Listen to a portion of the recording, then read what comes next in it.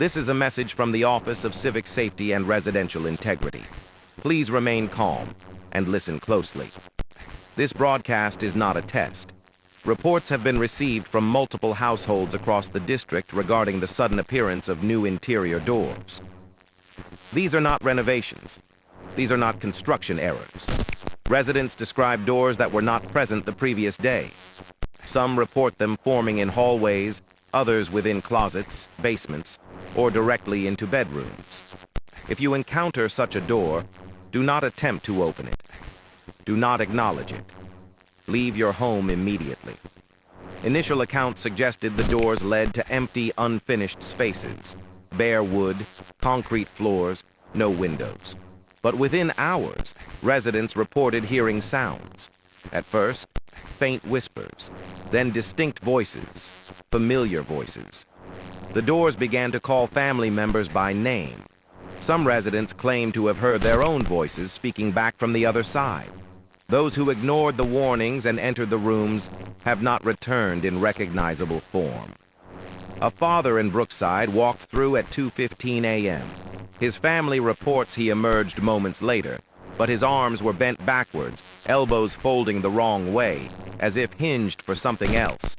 His face hung low, jaw slack, muttering words the family insists were not in his voice.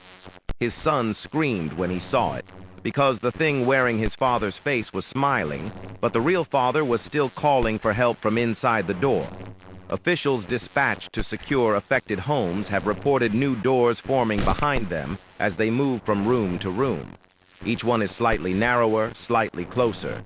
Survivors describe the sense that the house is watching, rearranging itself around them.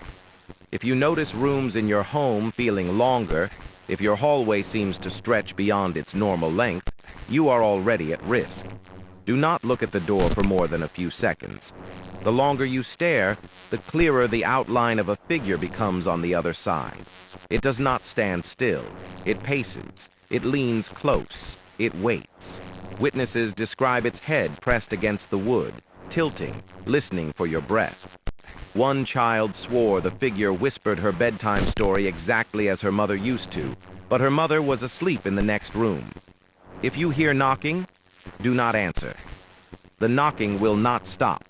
It will follow you from room to room, softer, then louder, until it feels as if it is inside your chest.